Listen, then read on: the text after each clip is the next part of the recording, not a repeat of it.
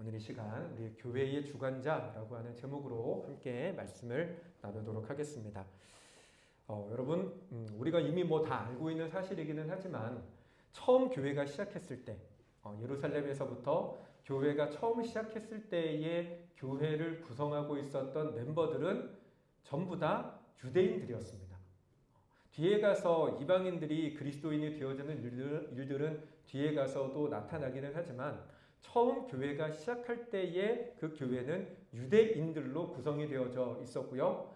교회의 구성원이 유대인들이다라고 하는 말의 의미는 그리스도인이지만 그러나 그들의 모든 사고 구조와 그들의 살아가는 삶의 패턴과 그들의 가치관과 어떤 그들의 그 습관이나 이 모든 것들이 다 유대적인 성향들이 여전히 상당히 많이 남아 있었다라고 하는 것을 의미하는 것입니다. 그리고 오늘 우리가 읽었던 이 본문의 내용은 그와 같은 유대적인 사고 구조로 말미암아 일어나게 되었던 어떤 사건 하나에 대한 부분들을 보여주고 있는데요. 그 사건의 내용은 무엇이냐면 베드로가 이방인의 집에 들어가서 음식을 먹음으로 말미암아 생겨났던 분쟁, 논쟁에 대한 이야기가 쭉 이어져 나오고 있습니다. 일의 배경은 이렇습니다. 사도행전 10장에 보면 고넬료라고 하는 로마 백부장이 등장을 하게 되는데요. 이 고넬료라고 하는 사람은 이방인이었지만 로마 사람으로서 이방인이었지만 그러나 하나님을 경외하는 사람이었습니다. 그래서 그가 하나님 앞에 기도하던 가운데 하나님의 사자가 그에게 나타나서 이야기를 하죠. 어떤 이야기를 합니까? 베드로라고 하는 사람이 욥바라고 하는 곳에 있으니까 그 사람을 너희 집으로 초대해라, 초청해라 라고 하는 이야기를 하게 되고요. 그 이야기에 따라서 고넬료는 베드로를 초청하기 위해서 사람을 욥바로 보내게 됩니다. 그런데 고넬료가 욥바로 사람을 보낼 무렵에 이 사건이 일어나고 있을 무렵에 욥바에 있었던 베드로도 기도하던 중에 환상 하나를 보게 됩니다. 그 환상의 내용은 하늘에서 그릇 하나가 이렇게 내려오는데 그 그릇 속을 들여다보니 유대인의 율법에 먹으면 안 된다라고 금했던 여러 가지 짐승들, 소위 말하는 가증한 짐승들이 그 속에 가득한 것을 보게 되죠. 이게 뭐야? 그러고 있는데 하늘에서 소리가 들립니다. 잡아 먹으라 라고 하는 소리가 들려옵니다. 베드로가 이야기합니다. 하나님, 나는 유대인으로서 한 번도 율법이 금했던 더러운 것, 속된 것을 먹은 적이 없습니다. 한마디로 먹을 수 없습니다 라고 거부를 합니다. 그러자 하늘에서 또다시 소리가 들립니다. 뭐라고 합니까? 하나님께서 깨끗하다 하신 것을 내가 더럽다고 하지 말라라고 하는 말씀이 들려오죠. 이 말씀의 의미는 그것입니다. 깨끗하다, 더럽다라고 하는 것을 결정하는 주권, 주도권은 하나님께 있는 것이니까 하나님께서 더럽다고 하면 더러운 것이지만 하나님이 깨끗하다라고 하면 깨끗한 것이니 너가 마음대로 더럽다, 깨끗하다라고 판단하지 말라라고 하는 말씀이었죠. 그와 같은 환상이 두 번 더, 모두 3번 반복되어지고 난 이후에 환상은 사라지고 베드로가 내가 봤던 이 환상이 무엇인가 고민하고 있을 때에 고넬료가 보냈던 사람들이 베드로를 방문하게 되죠. 하나님께서 그때에 다시 한번 베드로에게 말씀하십니다. 저들은 내가 보낸 사람이니 의심하지 말고 저들을 따라 가라 라고 하는 말씀을 받고 베드로는 그들을 따라서 가이사랴에 있는 고넬료의 집으로 가게 되고요. 그리고 고넬료와의 만남 속에서 어떤 사건을 통해서 자기가 여기에 오게 됐는지를 듣고 그들에게 복음을 전합니다. 예수 그리스도의 일을 그들에게 전하게 되죠. 그리고 베드로가 고넬료의 가정에 예수 그리스도에 대한 이야기를 전했을 때 그때의 성령께서 그 고넬료의 가정 가운데 임하십니다. 그래서 그들이 방언을 말하고 큰 기쁨과 감격 속에서 눈물로써 하나님을 찬양하는 역사가 바로 눈앞에서 펼쳐지자 베드로가 이야기하죠. 성령이 저들에게 임했으니 내가 저들에게 물로 세례를 주는 것을 막을 이유가 없다라고 하며 그들에게 물로 세례를 주고 이후에 며칠을 그 집에 머물며 그들과 교제를 하게 됩니다. 근데 그 베드로가 이 고넬료의 집에 들어가서 교제를 했다라고 하는 이 사실이 사람들에게 알려지면서 그리스도인이지만 할례파라고 하는 사람들, 할례를 받아야지만 비로소 구원받는다라고 하는 유대적인 사고방식을 훨씬 더 많이 가지고 있었던 할례파들이 이 베드로를 비난했고 이 비난에 대한 문제로 말미암아 오늘과 같은 일들이 벌어지게 되었던 것이죠. 어떻게 보면 유대인적인 사고 방식으로 본다면 베드로가 했던 일은 심각한 문제가 되어질 수 있습니다. 왜냐하면 유대인들은 이방인들과 함께 뭔가를 한다는 것 자체가 그들에게는 금기였거든요. 성경에서 하나님께서 율법으로 이방인들을 차별해라, 그 사람들을 멸시하라라고 하신 적이 없는데, 다만 그들이 가지고 있었던 잘못된 선민의식과 율법에 대한 왜곡되어진 해석으로 말미암아 그런 생각을 가지고 있었는데, 그게 그들의 기본적인 생각이다 보니까 베드로가 했던 이와 같은 행동은 그들에게는 심각한 범죄를 저지른 것으로 인식이 되어졌던 것입니다. 그래서 예루살렘, 흔히 우리가 신학적으로 얘기를 하면 예루살렘 교회라고 얘기하는 교회에서 이 문제를 두고 회의가 벌어진 거죠. 어떻게 처리할 것인가 라는 회의가 벌어진 것입니다. 근데 그 회의에서 베드로는 자기에게 일어났던 일들을 쭉 설명을 다 합니다. 그리고 그 설명의 마지막에 와서 베드로는 17절에서 이렇게 이야기를 합니다. 뭐라고 얘기합니까? 같이 읽습니다. 그런즉 하나님이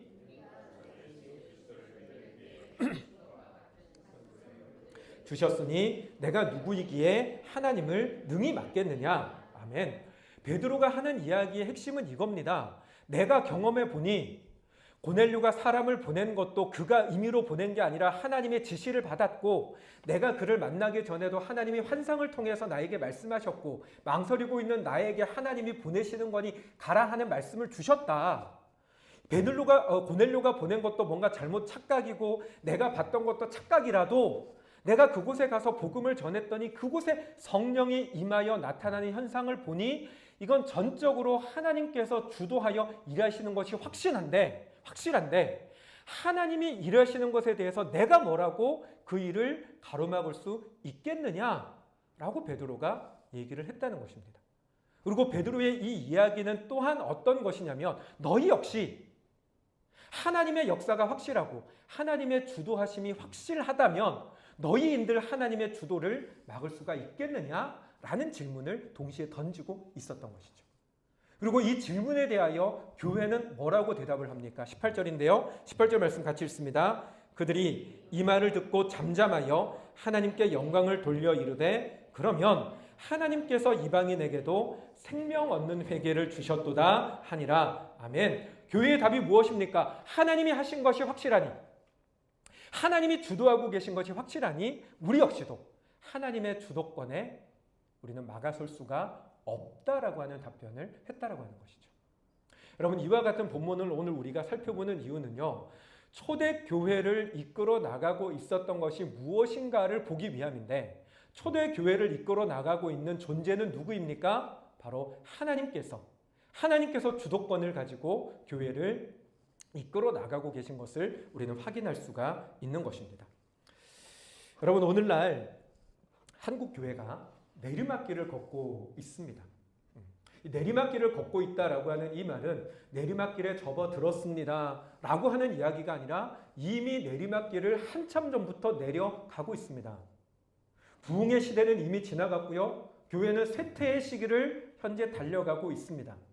코로나 이전만 하더라도 교회가 조금씩 줄어들고 있나 보다라고 하는 막연한 생각으로만 그쳤다면, 코로나가 끝나고 난 지금 이 시대에는, 지금 이 순간에는 교회는 눈에 보일 만큼 급격하게 수가 감소하고 있습니다. 지난달 나왔던 통계 결과에 보면 한국 교회의 가운데 가장 양대 교단이라고 불려지는 교단이 예장 통합과 합동 교단이 있는데요. 예장 통합과 합동 교단에서 작년 한 해까지 줄어든 교인의 숫자를 통계를 내니까 얼마나 줄어든 것 같으세요? 얼마나 줄어든 것 같으세요?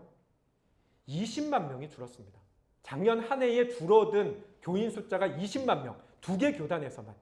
그래서 통계에서는 이대로 흘러가면 2050년에는 160만 명, 160만 명의 숫자가 줄어들 것이다 라고 내다보고 있습니다. 여러분, 교회의 쇠퇴는 단지 수적으로만 줄어든 것이 아닙니다.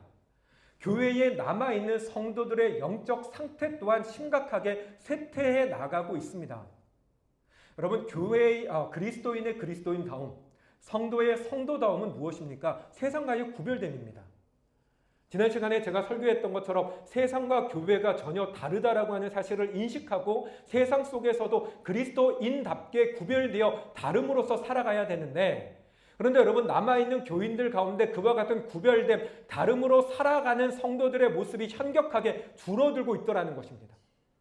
세상 속에 달라지기 위하여 훈련하고 연습하고 몸부림치는 것이 성장이고 성숙이고, 그게 우리가 일반적으로 얘기하는 성화인데, 성화는커녕 세속화가 급속하게 이루어져 가고 있더라고 하는 것입니다. 그게 비단 교회 안에 새롭게 들어왔던 새신자들이, 또는 어려서부터 교회를 다녔던 아직은 철이 없다고 얘기되어지는 어린 자녀들이 그렇다는 것이 아니라, 이미 교회의 장년층이고 오랫동안 신앙생활을 해왔던 사람들부터가 이미 교회에 세상적인 가치를 들여오고, 그것이 세상적인 가치라고 하는 것조차 인식하지 못하고 살아가는 현상이 지금 한국 교회 안에 일어나고 있다라고 하는 것입니다. 근데 왜 그렇습니까? 이게 지금 이 순간만이 아니라 이미 오래전부터 그와 같은 일들이 계속해서 흘러오고 있는데, 그게 왜 그렇습니까? 오늘 본문을 통해서 우리가 생각해 볼 수 있는 답변은, 더 이상 교회를 하나님께서 주도하지 않으시기 때문입니다. 더 이상 교회를 하나님께서 주관하지 않으시기 때문입니다. 그리고 하나님께서 교회를 주도하지 않으시는 이유는요, 우리가 하나님에게서 하나님의 주권을, 하나님의 주도권을 빼앗아 왔기 때문입니다. 여러분, 하나님의 주권을, 우리가 주도권을 빼앗아 왔다라고 하는 말이 어쩌면 이상하게 들려질지도 모릅니다. 아니, 하나님이 어떤 분이신데 사람이 빼앗는다고 해서 주도권을 빼앗기신다는 게 말이 됩니까? 라고 여러분 생각하실지 모르지만, 그러나 여러분, 하나님은요, 우리가 주도권을 빼앗으면 뺏기시고요, 우리가 주도권을 드리지 않으면 가지지 않으십니다. 우리가 하나님을 배척하면 배척당하시고, 우리가 하나님을 거부하면 거부당하시는 분입니다. 왠지 아세요? 하나님은 인격적인 분이시기 때문입니다. 여러분, 우리가 누군가를 가리켜서 저 사람은 참 인격적인 사람이다 라고 얘기할 때의 그 인격적임이라고 하는 건, 어떠한 대상을 힘으로나 어떠한 위력으로 억압하고 강제하지 않는 것을 우리는 인격적이다 라고 이야기를 하죠. 학교에 선생님이 인격적인 분이시다라고 얘기할 때는 마냥 매를 들고 두드려 패서 말을 듣게 만드는 게 아니라, 뭔가 사랑으로, 또 뭔가 더 다른 따스함으로 그 학생을 감동시키는 선생님을 가리켜서 인격적인 분이다라고 이야기를 하잖아요. 하나님이 그렇다는 것입니다. 여러분, 하나님께서는요, 우리를 인격적으로 대해 주십니다. 그렇기 때문에 우리가 하나님께, 우리가 가진 주도권을 하나님께서는 힘을 통해서, 어떤 억압을 통해서 하나님은 그 주도권을 빼앗아 가지 않으신다라고 하는 것입니다. 우리가 잘 봐야 되는 것이 있는데, 여러분, 하나님께서는, 우리는 그렇게 기도하잖아요. 하나님, 강권적으로 역사해 주시옵소서. 하나님, 주권적으로 역사해 주시옵소서. 이런 기도를 하나님 앞에 우리가 드릴 때가 있는데요. 그런데 잘 봐야 되는 건, 하나님께서 주권적으로 역사하신다, 강권적으로 역사하신다라고 하는 말의 의미는, 그 사람이 가지고 있는 인격과 성품을 하나님께서 싹 지워버리고 마치 컴퓨터에 프로그램을 새로 깔듯이 뭔가 새로운 인격과 새로운 성품을 그 사람 가운데 새로 깐다는 의미가 아니라는 것입니다. 하나님이 강권적으로 역사하신다라고 할 때 말의 의미는, 그 사람이 하나님을 믿기를 싫어하고 그 사람이 하나님을 떠나서 세상을 좋아하더라도 하나님은 그 사람을 구원하기 위한 모든 것들을 하나님께서 다 준비하신다는 것입니다. 그 사람이 하나님을 멀리하여 도망가고 싶어도 하나님은 그 사람을 끝까지 따라가서라도 복음을 그 앞에 들여미시고 하나님의 사랑을 그 사람에게 보여주시면서 소위 말하는 그 앞에 상을 차려주시는 것까지가 하나님의 역사입니다. 그러면 그 상에 있는 밥을 떠서 내 입에 넣고 씹어 삼키는 건 누구의 몫입니까? 우리가 해야 되는 일이라고 하는 거죠. 그렇기 때문에 우리가 하나님 앞에 오늘날 이 시대의 교회의 모습을 바라보면서, 뿐만 아니라 여러분 각자의 모습을 바라보면서도 내가 뭔가 하나님 앞에서 내 마음대로 하려고 하고 내 생각과 내 뜻대로 하려고 하는 모습이 있을 때, 이것을 하나님 앞에 드리는 것은 내가 가만히 그래 드려야 되는구나, 이걸 드려야 되는구나, 그래 드리는 게 옳은 거지, 드리고 싶습니다 라고 그냥 생각만 하고 있다고 해서 드려지는 것이 아니라는 것입니다. 하나님께 우리의 주권을 드리는 것, 하나님께 우리의 주도권을 내어드리는 건 우리가 애를 쓰고 몸부림치고 치열하게 노력하여서 힘을 다해서 하나님 앞에 내어드려야지만 비로소 이 주도권이 하나님께서 그것을 가지고 역사를 일으키신다고 하는 거죠. 여러분, 다시 한번 말씀드리지만, 여러분, 우리가 움켜쥐고 있는 이 주도권, 내 삶의 주도권이든 교회의 주도권이든 이걸 내가 움켜쥐고 있는 걸 놓는 거는요, 몸부림치고 애를 쓰지 않으면 안 되는 것입니다. 이걸 내려놓는 게 얼마나 힘든 것인지를 보여주는 두 가지 사례가 사울과 다윗의 사례입니다. 여러분 그 사울이 왕이었을 때 블레셋이 이스라엘을 침공해 옵니다. 그래서 블레셋이 저곳에서 군대를 모으고 이제 곧 침략해 들어오는 것이 눈에 보이는 상황에서 사울이 급하게 이스라엘의 사람들을 불러 모아 군대를 조직합니다. 그런데 전쟁에 나가기 전에 필연적으로 그들에게 필요했던 것이 하나님의 은혜였고, 하나님의 은혜를 받기 위해서는 제사를 드려야 했습니다. 그런데 이스라엘에서 제사는 누구만 드릴 수 있습니까? 제사장만 제사를 드릴 수 있었기에 사울은 사무엘에게 급하게 사람을 보내서 와서 이 전쟁을 위하여, 하나님의 은혜를 위하여 제사를 좀 드려달라고 요청을 합니다. 그리고 기다리죠. 사무엘이 약속했던 시간은 7일이었습니다. 그런데 7일의 시간이 흘러도 사무엘은 나타나지 않았고, 저쪽에서의 적들의 군세는 점점 강성해져 가고, 모여있던 이스라엘 백성들은 점점 더 두려워하면서 흩어질 조짐이 보이자 사울은 견디지 못하고 제물을 가지고 오라고 하여 자기가 주도하여 제사를 진행해 버립니다. 그 제사가 끝나자마자 사무엘이 나타나서 또 사울을 책망하죠. 지금 당신이 한 게 뭡니까? 라고 책망을 합니다. 여러분, 사울의 입장에서 보면 억울할 수 있습니다. 정해진 시간에 당신이 왔더라면 내가 이것을 주도할 이유가 없었을 텐데, 지금 저들의 군사는 너무 강성한데, 맞서야 되는 우리는 숫자도 적은데 그 숫자마저 점점 더 흩어져 가려고 하고, 우리의 사기는 점점 떨어지는데, 하나님의 은혜는 우리에게 절실히 필요한데, 그런데 상황이 이러하니 어쩔 수 없이 내가 주도해서 제사를 지낼 수밖에 없지 않았냐 라고 얼마든지 핑계대고 변명할 수도 있습니다.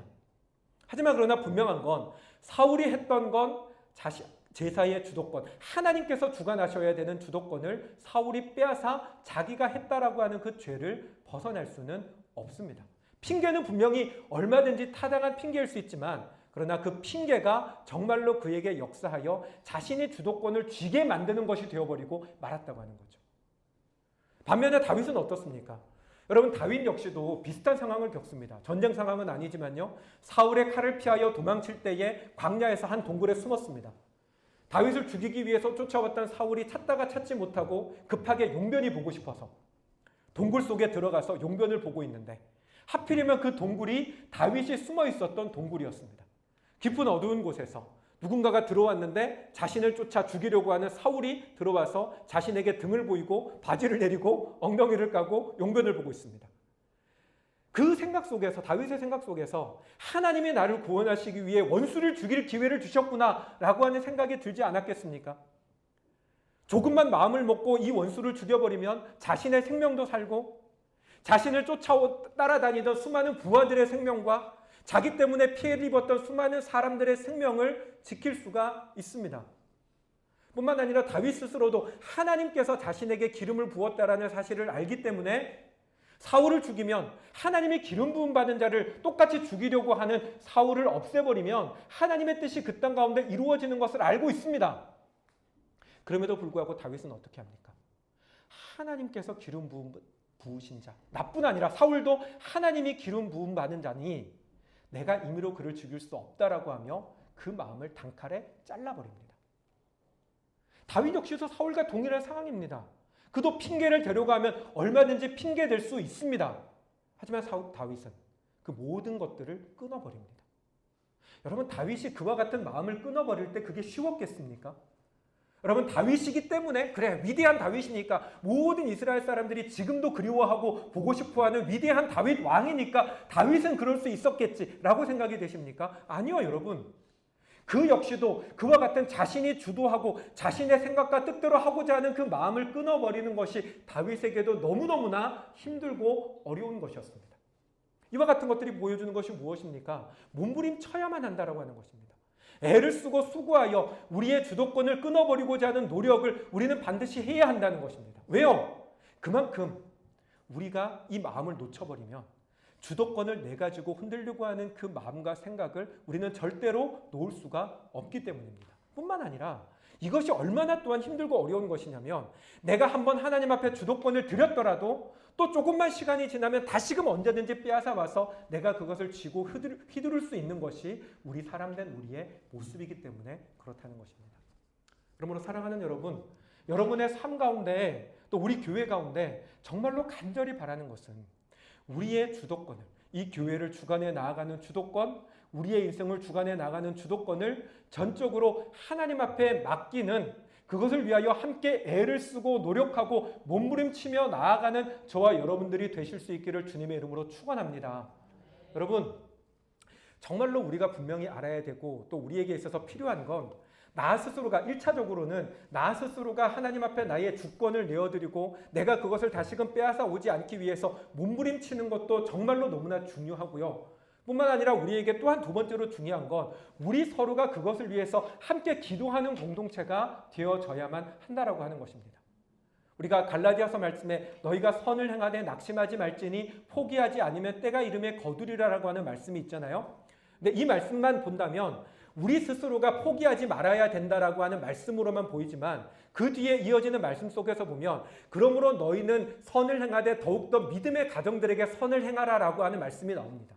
이 말씀의 의미는 혼자서는 그 선을 행하며 포기하지 않고 낙심하지 않는 것이 어려우니 믿음의 가정이 함께 있어 함께 힘을 실어서 함께 기도하고 함께 위로하고 격려하면서 그와 같은 믿음을 지켜나가는 것들에 함께 애를 쓰는 공동체가 되어야 한다라고 하는 말씀입니다. 여러분, 우리 공동체가 정말로 그런 공동체가 될 수 있기를 주님의 이름으로 축원합니다. 하나님의 은혜가 우리 가운데 있기를 바랍니다. 그리고 여러분, 우리가 이와 같이 우리의 주도권을 하나님 앞에 온전히 내어드리기 위해서 또한 우리가 조금 경계해야 될 것이 한 두 가지 정도가 있는데요.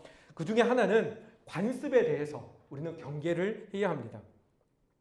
여러분, 교회 역사가 오래되면 오래될수록 그 교회만의 전통이 생겨나게 되어 있습니다. 그러니까 교회가 쌓아왔던 일종의 스토리가, 그게 법적으로 뭔가 문서적으로 명시하지 않아도 사람들의 마음 가운데 이것은 반드시 해야 된다, 이렇게 해야 된다라고 하는 것이 생겨나고, 또는 이렇게 하면 안 된다라고 하는 것들이 생겨나게 되는 것이죠. 뿐만 아니라 그와 같은 것들이 무언가를 했을 때 반드시 성공해 왔었다면 반드시 해야 하는 것으로 고정될 것이고, 무언가를 했을 때 큰 문제가 생겼다면 절대 하면 안 되는 것으로 고정이 되어질 것입니다. 그리고 그와 같은 관습이라든지 전통이라고 하는 것이 100% 오를 수 있습니다. 하나부터 10까지 모두 다 전적으로 오를 수 있고, 그걸 거부하고 반대하는 사람들은 그냥 반대하는 것이 그의 본성이어서 남들이 시키는 대로 하는 것이 싫어서 반대하는 것일 수도 있습니다. 하지만 여러분, 우리가 분명히 기억해야 되는 건, 중요한 건, 그게 아무리 옳은 것이라 할지라도, 아무리 지금까지 그것을 통해서 좋은 결과를 가져왔다 할지라도 어떠한 관습이나 전통이 교회를 주도하는 것은 절대로 옳지 못하다라고 하는 것입니다. 내가 지금까지 살아왔던 나의 습관과 패턴이 지금까지 그렇게 살아왔다 할지라도, 그래서 아무런 문제가 없었다 할지라도 그것이 나의 삶을 주관하는 것이 되어져서는 안 된다라고 하는 것입니다. 어떻게 보면 여러분, 우리는 지금 개척교회여서 이제 막 교회를 시작한 단계여서 이와 같은 관습이나 전통이 우리 교회 가운데에는 없습니다. 하지만 그렇기 때문에 또한 우리가 분명히 기억해야 되는 건, 우리는 새로운 관습을 쌓아갈 필요가 있다는 것입니다. 아니, 목사님, 관습을 없애라고 했는데 갑자기 관습을 쌓으라고 하시는 건 무슨 말입니까? 여러분, 교회 안에서 반드시 쌓여져야 하고 반드시 지켜져야 되는 관습이 하나 있습니다. 그게 뭔지 아세요? 그 관습은 하나님께 순종하는 관습, 하나님께 순종하는 전통이 쌓여 가야 한다는 것입니다. 여러분, 우리는 무언가를 진행하다가도 그게 지금까지 다 해왔던 것이 옳은 것이라 할지라도 하나님께서 지금은 이제 아니야 라고 했을 때 내가 옳다고 생각하는 것들을 내려놓고 하나님께 순종하는 관습과 전통을 만들어야 할 줄로 믿습니다. 우리가 지금까지 해왔던 것들이 이게 아님에도 불구하고 하나님께서 나는 지금 그렇게 일하기를 원하신다면, 그게 우리 가운데 확신이 되어졌다면 하나님께 그것에 순종하여 나아가는 우리가 될 수 있기를 간절히 바랍니다. 사랑하는 여러분, 저와 여러분, 우리 모든 교회가 정말로 하나님께 온전히 순종하는 전통과 관습만을 세워가는 저와 여러분들이 되시기를 주님의 이름으로 축원합니다. 그리고 마지막으로 여러분, 우리가 경계해야 되는 것 중에 하나는, 사람이 교회를 주관하는 것을 우리는 절대적으로 우리는 경계해야 합니다. 여러분, 사람은 의외로 권위에 대해서 순종하려고 하는 마음이 큽니다. 아무리 목소리가 크고 자기 주장이 강한 사람도요, 권위가 있다고 생각되어지는 사람이 한마디 하면 그 앞에 머리를 숙이는 게 사람의 본능 아닌 본능인 것 같습니다. 여러분 예수님 당시에 예수님을 따라다녔던 수많은 사람들, 그들이 예수님이 어떤 분이신지를 보았고 예수님의 사랑과 은혜를 경험했고 이적과 기사를 보았음에도 불구하고 그 모든 것들이 있었음에도 불구하고 빌라도 앞에서 예수님을 십자가에 못 박으라고 소리쳤던 이유가 어디에 있습니까? 그 이유는 그들의 경험이나 그들의 느낌이나 그들의 생각을 다 내려놓고 사람이라고 하는, 바리새인이라고 하는, 사두개인이라고 하는, 제사장이라고 하는 사람들의 권위에 그들이 굴복했기 때문에 그렇다라고 하는 것입니다. 여러분 교회 안에서도 그와 같은 일들이 너무나 많이 일어나는 것을 봅니다. 제가 꼭 제가 경험했던 것만이 아니라 다른 여러 동기들의 이야기를 들어봐도 교회에서 있는 많은 어른들, 특별히 장로님들이라든지 아니면 교회에서 오래 다니셨던 어른들이 한꺼번에 후 나가가지고 교회 앞에서 누군가 오는 것을 기다리고 맞이하면서 그 사람을 맞이하고 이렇게 하는 경우들이 한 번씩 있는 것을 봅니다. 언제 그러는지 아십니까? 어떤 정치인이 오거나 아니면 아주 돈 많은 부자가 교회를 오게 되면 그리고 모든 사람들이 나가서 입구에서부터 그를 맞이하고 담임 목사님에게 소개를 합니다. 목사님 무슨 당 의원께서 오셨습니다. 국회의원이 아니라도 시의원만 봐도 소개를 하죠. 그리고 그 차 마시는 자리에 안 나가고 끝까지 버티고 앉아서 함께 차를 마시고 심지어 교회에서 예배드리는 그 시간에 광고 시간에 무슨 당 의원께서 지금 와서 함께 예배드리고 있습니다. 라고 소개하고 박수치고 환영하고 하는 일들이 있는 것을 봅니다. 여러분 제가 어떤 정치하는 사람들을 비판하기 위해서 이런 말씀을 드리는 게 아니라 정말로 우리가 경계해야 되는 건 교회 안에서 어떠한 세상적인 영향력을 가지고 있는 사람이든지 간에 세상에서의 영향력이 교회 안에 미쳐와서 사람이 교회를 주관하는 그러한 공동체가 되어서는 안 된다라고 하는 것입니다. 여러분들 가운데는 그런 분들이 없겠지만 그러나 여러분 항상 기억하시고 정말로 이 교회가 내가 뭔가 영향력을 발휘하거나 또는 영향력 발휘하는 어떤 사람들이 들어와서 주관하는 그런 교회가 되지 않도록 정말로 또한 기도하는 저와 여러분들이 되시기를 바랍니다. 그리고 우리가 경계해야 되는 것 중에 하나, 이거 여러분 꼭 아셔야 되는 건데요. 그게 뭐냐면 여러분 목사가 교회를 주도해서도 안 된다라고 하는 것입니다. 여러분 목사는 하나님이 아니죠. 목사가 하는 말은 하나님이 하는 말이 아닙니다. 무슨 말이냐면 목사가 하는 설교가 하나님께서 주시는 말씀을 대신하여 전하는 것이라면 그건 하나님의 말씀이고 목사의 권위는 하나님의 권위가 되겠지만 그러나 목사가 하는 모든 말이 하나님의 말씀이거나 목사가 하는 모든 행동이 하나님의 행동은 아니다라고 하는 것입니다. 그럼에도 불구하고 많은 사람들이 목사에게 하는 것이 곧 하나님께 하는 것인 것처럼 생각하는 경우가 있고 목사의 말은 전부 다 하나님의 말인 것처럼 생각하는 경우가 있습니다. 하지만 목사라 할지라도 그가 하나님의 말씀 앞에 순종하여 하나님의 뜻대로 행하는 사람이 아니라면 그 역시도 하나님의 주도권을 가로막는 사람이 될 수 있음을 우리는 꼭 기억해야 합니다. 그러므로 사랑하는 여러분, 혹여나 여러분들이 누군가에게 무언가를 베풀어 줌으로 말미암아 그것이 하나님께 하는 것이 되기를 원하신다면 목사에게 섬기지 마시고 여러분 성경에 누군가에게 무언가를 했을 때 그것이 주님께 한 것이다라고 얘기하는 건 하나밖에 없습니다. 아시죠? 말씀 한번 띄워주시겠어요? 이거 말고요. 이거죠. 네, 맞습니다. 같이 읽습니다. 임금이 대답하여 이르시되 내가 진실로 너희에게 이르노니 너희가 여기 내 형제 중에 지극히 작은 자 하나에게 한 것이 곧 내게 한 것이니라 하시고 아멘. 여러분 누군가에게 무언가를 섬기고 도와주어 그것이 하나님께 한 것이다라고 얘기하는 건 성경에 하나밖에 없습니다. 여기서 말씀하는 작은 자가 누구입니까? 우리가 다 알고 있는 가난한 자, 힘든 자, 아픈 자, 우리가 돕지 아니하면 살아갈 수 없는 사람들을 말합니다.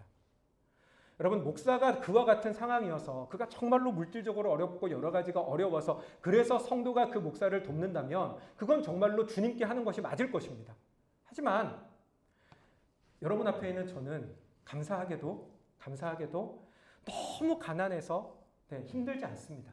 너무 돈이 많아서 주체할 수 없는 상황도 아니지만 너무 가난해서 여러분들이 저를 돕지 않으면 살 수 없는 그런 상황에 있는 것도 아닙니다. 여러분들이 누군가를 돕고자 하신다면 저를 돕거나 목사를 돕지 마시고 여러분들 옆에, 여러분들 주변에 하나님께서 우리에게 주시는 어려운 사람들을 돕는 일에 힘을 내시는 그런 저와 여러분들이 되실 수 있기를 간절히 바랍니다. 말씀을 마치겠습니다. 여러분, 교회뿐만 아니라 저와 여러분 우리들의 삶은 전적으로 하나님께서 주관해 가셔야 됩니다. 하나님께 주관하시도록 우리의 주도권을 내어드려야 하는데 그게 여러분 생각만 한다고 해서 되는 것이 절대 아닙니다. 애쓰셔야 합니다. 몸부림쳐야 합니다. 기도하며 하나님 앞에 매달려야 합니다. 날마다 나 자신을 돌아보며 내가 주도권을 쥐고 있는 것은 아닌지 여러분 끊임없이 돌아봐야 합니다. 그리고 나 자신을 쳐서 복종시키며 하나님 앞에 기꺼이 매 순간 주도권을 내어드리며 나아갈 때 하나님께서 교회를 주관하시고 우리의 삶을 주관하셔서 하나님의 놀라운 역사로 우리를 인도해 가실 줄로 믿습니다. 그 역사의 자리로 함께 가는 저와 여러분들이 되시기를 주님의 이름으로 축원합니다. 아멘.